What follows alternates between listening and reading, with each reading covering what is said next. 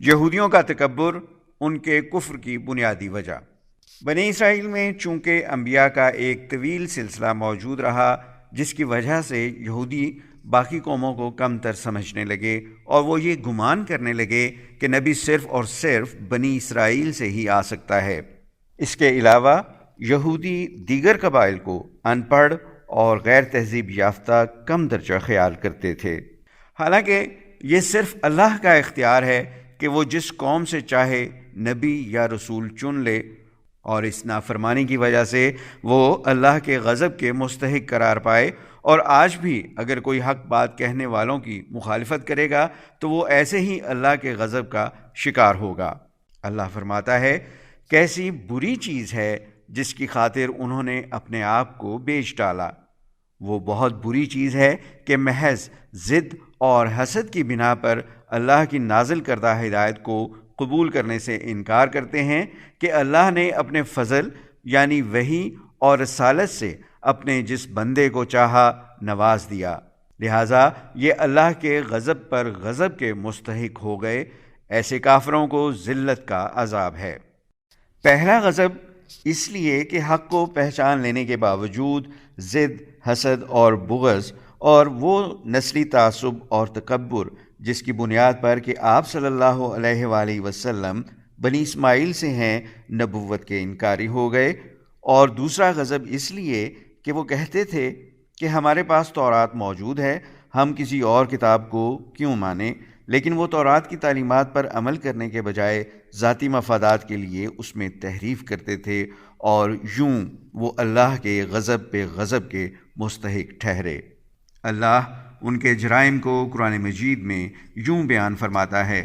اور جب ان سے کہا جاتا ہے کہ اللہ نے جو کتاب یعنی قرآن نازل کی ہے اس پر ایمان لاؤ، تو وہ کہتے ہیں ہم تو اسی کتاب پر ایمان لاتے ہیں جو ہم پر نازل ہوئی،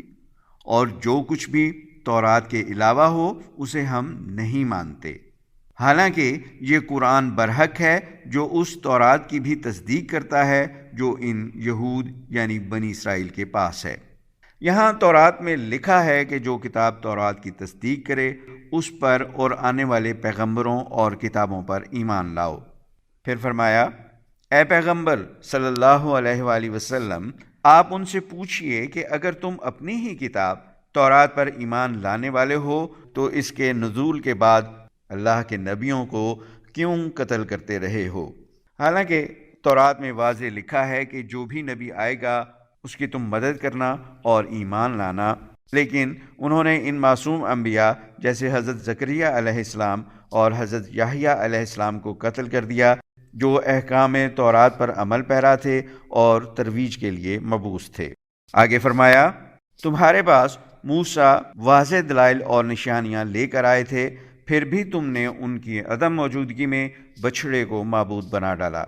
اصل میں تم ہی تو ظالم لوگ ہو۔ تورات کے نزول سے پہلے اللہ نے تمام بنی اسرائیل کو ایک جگہ جمع کر کے کوہ طور کو ان کے اوپر سائبان کی طرح تان کر عہد لیا کہ میں حضرت موسیٰ علیہ السلام کو تورات دوں گا،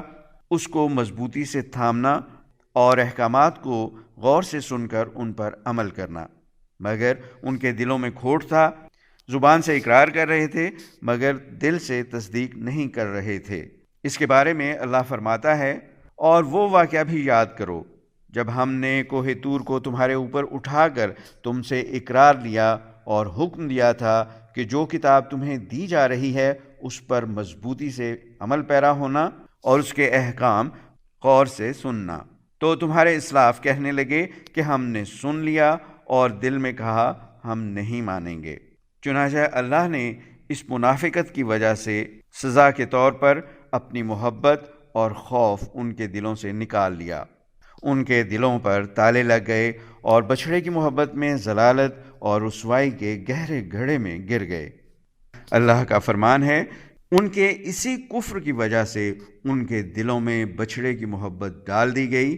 اے محمد صلی اللہ علیہ وآلہ وسلم، آپ ان سے کہیے کہ اگر تم مومن ہو تو تمہارا یہ ایمان تمہیں کیسی بری باتوں کا حکم دیتا ہے۔